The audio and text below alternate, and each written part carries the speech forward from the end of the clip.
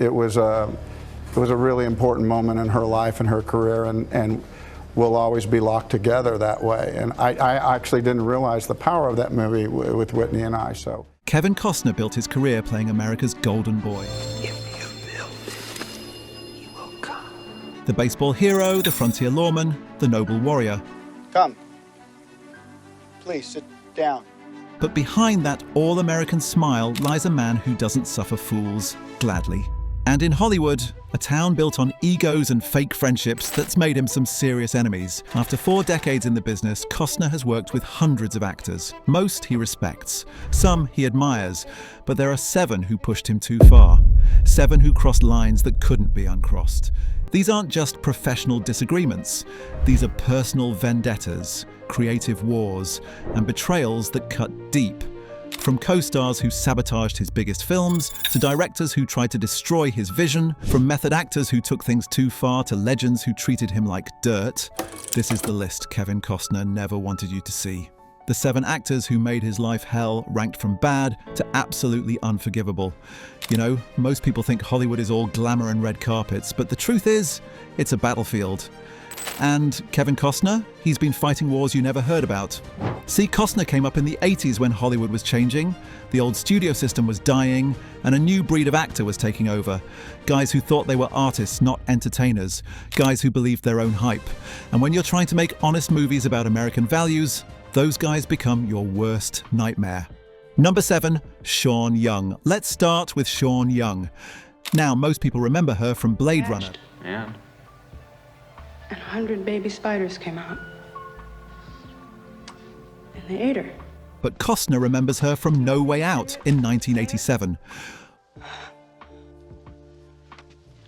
Tom, I'll leave him. I promise I will. I'll leave him. I love you. What should have been a straightforward political thriller turned into a psychological horror show, and Young was the monster. From day one, Young made it clear she thought the script was beneath her. She'd show up late, unprepared, and constantly question Costner's choices. But that wasn't the worst part. The worst part was how she treated the crew. Young had this habit of humiliating people she considered below her. Makeup artists, script supervisors, even the catering staff. Nobody was safe from her verbal abuse. Costner watched her reduce a young production assistant to tears over a coffee order that wasn't perfect. "I've worked with difficult people," Costner later said in a rare, candid moment. But Sean took it to another level. She seemed to enjoy making people miserable. The breaking point came during the film's most intimate scene.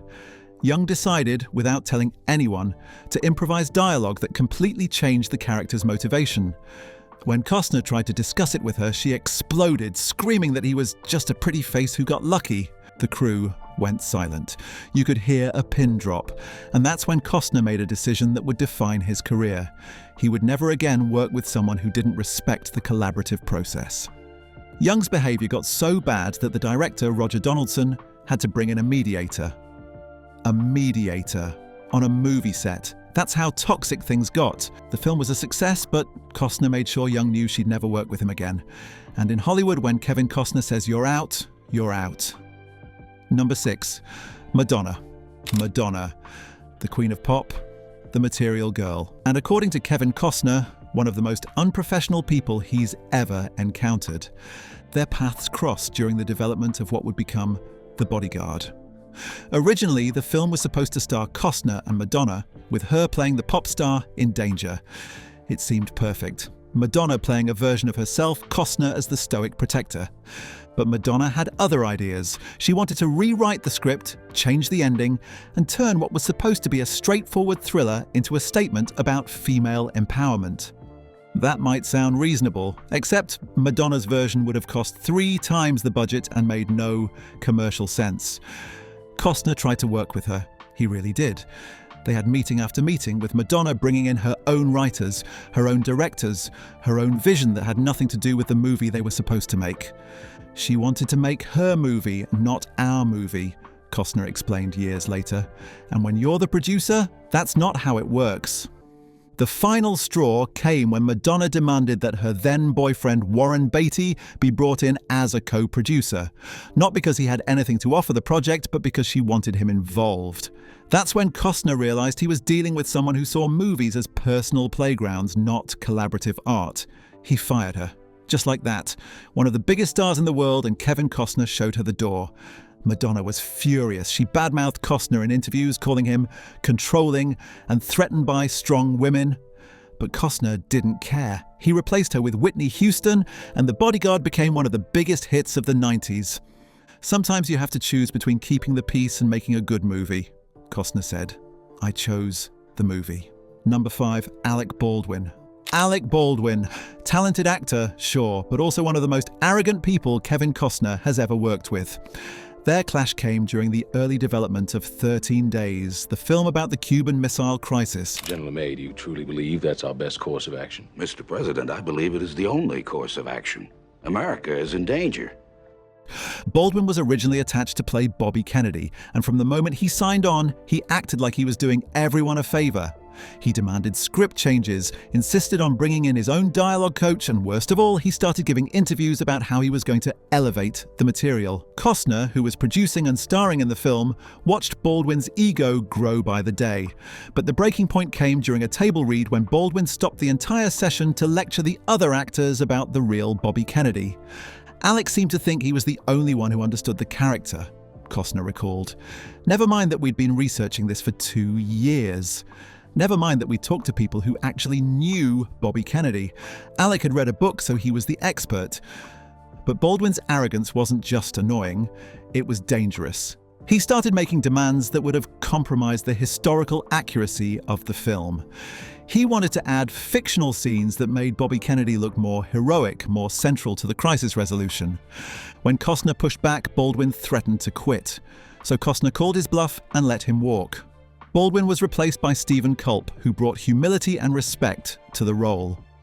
Baldwin later tried to downplay the conflict, claiming it was just creative differences. But people on the production tell a different story. They remember Baldwin's tantrums, his condescending attitude toward the crew, and his complete inability to collaborate. Alec's a good actor when he wants to be, Costner said diplomatically, but he's also someone who thinks the world revolves around him. And that doesn't work in my movies. Number 4, Russell Crowe. Russell Crowe, Oscar winner. The Oscar goes to Russell Crowe in Gladiator, and according to Kevin Costner, a bully who uses his reputation to intimidate people. Their conflict started during the casting process for 3:10 to Yuma. Costner was originally attached to star, but when Crowe expressed interest, the studio started pushing for him instead. That's Hollywood, always chasing the newer, shinier star. But it wasn't the business decision that bothered Costner. It was how Crowe handled it. Instead of a professional conversation, Crowe started a whisper campaign, telling people in the industry that Costner was too old for the role, that he was yesterday's news. Word got back to Costner, and he was furious. Not because his feelings were hurt, but because Crowe was trying to destroy his reputation to advance his own career. Russell's got talent, no question, Costner said in a rare moment of candor. But he's also got a mean streak. He'll step on anyone to get what he wants. The situation got worse when they ended up at the same industry event. Crowe, emboldened by alcohol and surrounded by his usual crowd of enablers, made a comment about Costner being a has-been who makes movies for soccer moms. Big mistake. Costner didn't make a scene. He didn't shout or throw punches. He just walked over to Crowe, looked him in the eye, and said something that made the Australian actor go pale. Nobody knows exactly what was said, but Crowe left the party within minutes. Since then, the two have maintained a professional distance. But people in the industry know there's bad blood there. Real bad blood. Number 3, Will Smith. Will Smith, the Fresh Prince. Mr. July 4th. Who's the man? Wait till I get another plane. I'm lining all your friends up right beside. America's sweetheart who could do no wrong until Kevin Costner worked with him. Their paths crossed during the development of Ali, the Muhammad Ali biopic. Costner was originally attached to direct, bringing his passion for sports stories and American heroes to what should have been a perfect match. But Smith had other plans. From their first meeting, Smith made it clear he didn't think Costner understood the black experience well enough to tell Ali's story. That might have been a fair criticism if Smith had approached it professionally. Instead, he went behind Costner's back to the studio, questioning his vision and suggesting other directors. "Will smiled to my face and stabbed me in the back," Costner later confided to a close friend. "That's not how you handle creative differences. That's how you handle someone you want to destroy." But Smith's betrayal went deeper. He started spreading rumors that Costner wanted to whitewash Ali's story, make it more palatable to mainstream audiences. Complete nonsense, but in Hollywood, perception is reality. The final blow came when Smith convinced the studio to bring in Michael Mann as director. Not through honest conversation or creative collaboration, but through a calculated campaign to undermine Costner's credibility. Costner found out about his firing through his agent, not from Smith, not from the studio executives, from his agent who'd heard it through the Hollywood grapevine. "I've been in this business long enough to know how it works," Costner said. "But Will's betrayal cut deep because I respected him. I thought he was different from the usual Hollywood sharks." Smith went on to earn an Oscar nomination for Ali, but Costner never forgot the lesson. In Hollywood, even the nicest guy can be the most dangerous enemy. Years later, when Smith's career imploded after the Oscar slap incident, Costner was notably silent. No supportive statements, no calls for forgiveness, just silence. And in Hollywood, silence speaks volumes. Number 2, Kevin Reynolds. Kevin Reynolds, Costner's former best friend, his creative partner, the man who directed him in Robin Hood, Prince of Thieves and Waterworld. And now the man Costner considers his greatest professional betrayal.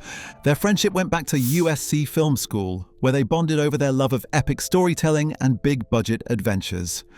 Reynolds directed Costner in Fandango, his first starring role, and they seemed destined for a lifetime partnership. But success poisoned their relationship. The trouble started during Robin Hood. Reynolds had a vision for a darker, more complex take on the legend. Costner, as producer and star, wanted something more accessible, more fun. Creative differences happen all the time in Hollywood, but Reynolds took it personally. "Kevin started treating me like I was just another actor he had to manage," Costner recalled. "He forgot that I was his friend first, his collaborator second." The situation exploded during post-production when Reynolds discovered that Costner had been working with editors behind his back, reshaping the film without his input. Reynolds felt betrayed, undermined, humiliated. But instead of confronting Costner directly, Reynolds went nuclear. He started giving interviews, telling anyone who would listen that Costner was a control freak who destroyed his artistic vision. The friendship was over. But their professional relationship wasn't. Waterworld was supposed to be their redemption, their chance to prove they could still work together. Instead, it became their mutual destruction.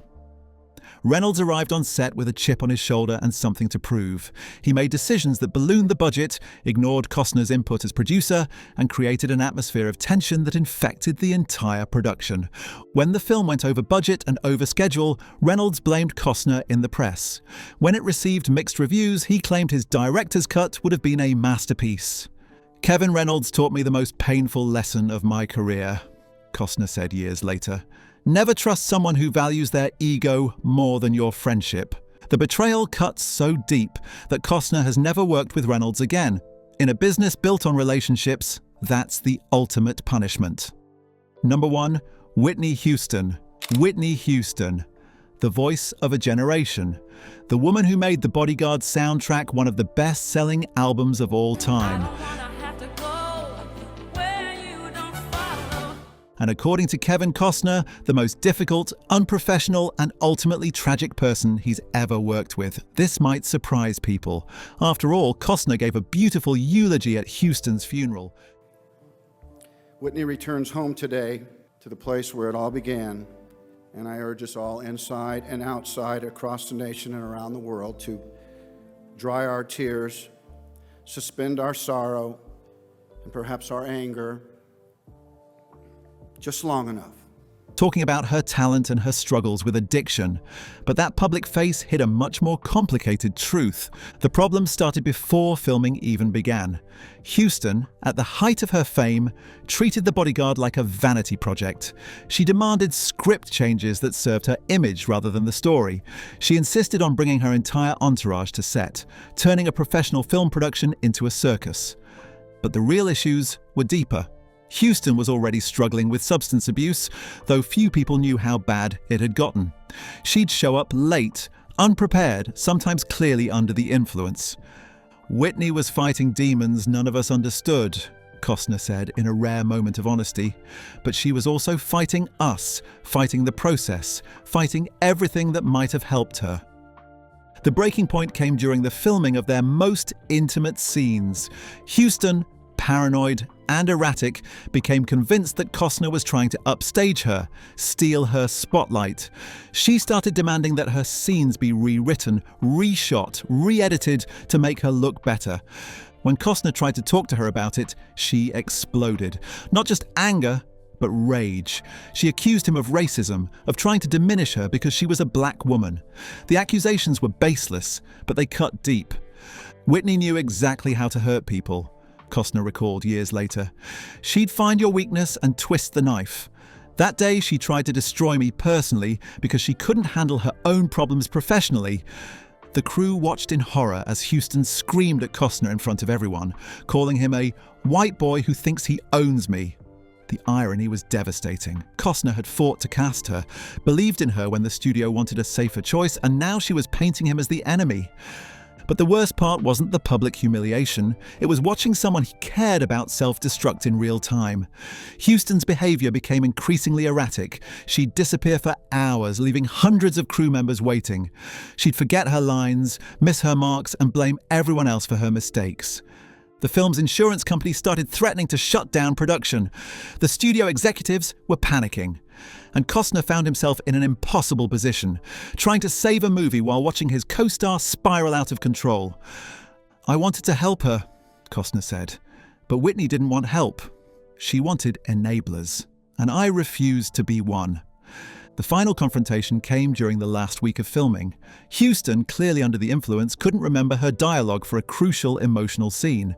After 6 takes, Costner suggested they break for the day, let her get some rest. Houston interpreted this as an attack on her professionalism.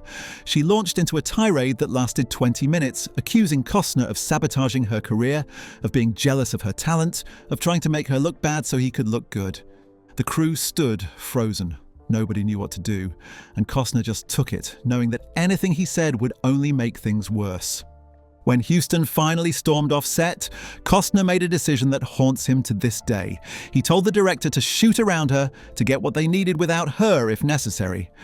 It was a professional decision, but it felt like a personal betrayal. The movie was completed, became a massive hit, and launched one of the most successful soundtracks in history. But the cost was enormous. Houston never forgave Costner for what she saw as his abandonment, and Costner never forgave himself for not finding a way to save her. Years later, when Houston died alone in a hotel bathtub, Costner was asked to speak at her funeral. He could have declined. He could have stayed silent. Instead, he chose to honor the woman he remembered, not the person she became. "Whitney Houston was the most talented person I ever worked with," he said at her service. "She was also the most troubled, and I'll always wonder if I could have done more to help her." That's why Whitney Houston tops this list. Not because she was malicious like some of the others, but because her hatred came from a place of pain so deep that it destroyed everything it touched, including herself. Kevin Costner's list reveals something most people don't understand about Hollywood. It's not just about talent, it's about character. It's about how you treat people when the cameras aren't rolling. It's about whether you lift others up or tear them down. Costner learned these lessons the hard way, through betrayals and battles that would have broken lesser men. But they also made him stronger, more selective, more protective of the collaborative process he holds sacred. Today, at 69, Costner continues to make movies on his own terms. He works with people he trusts, tells stories he believes in, and refuses to compromise his values for anyone. The 7 actors on this list taught him that success without integrity is just another form of failure. And maybe that's the real lesson here. In a town built on fake smiles and false promises, Kevin Costner chose to be real. Even when it cost him friendships, even when it made him enemies, even when it put him at odds with some of the biggest names in the business.